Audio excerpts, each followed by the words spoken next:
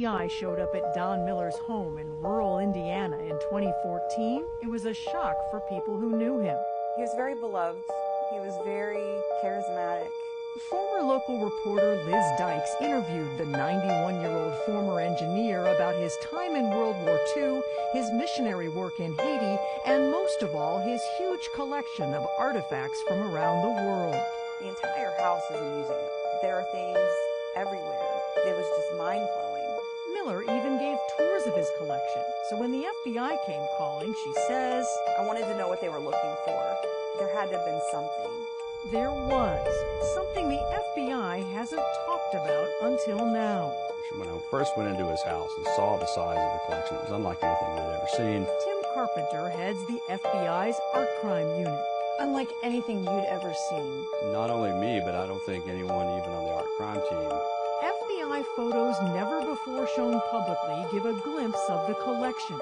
Some 42,000 items, including pre-Columbian pottery, an Italian mosaic, and items from China, some that Miller labeled Chinese jewelry from 500 BC. Roughly half of the collection was Native American, and the other half of the collection was from every corner of the globe. This piece, as you can see, was labeled by Mr. Miller. The problem, Carpenter says, was that the FBI found a lot of it had been illegally obtained. Miller admitted he'd gone on digging expeditions in foreign countries and around the United States for decades, in violation of antiquities laws. Did he understand that he had obtained some things illegally? He did. So he admitted that. He did.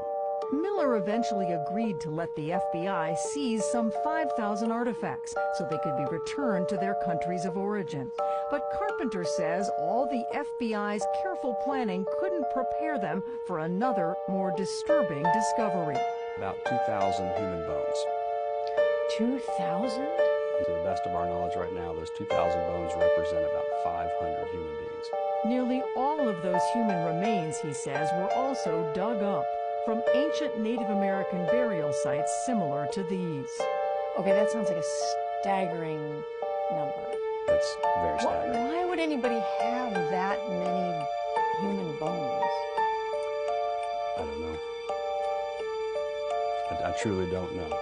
Native American burial sites dating back thousands of years have been a source of fascination for archaeologists for decades. Meticulous care must be exercised. This old government film showed the excavation of an ancient Native American village in Alabama. Over time, many other sites have been looted by people seeking artifacts and even skeletons.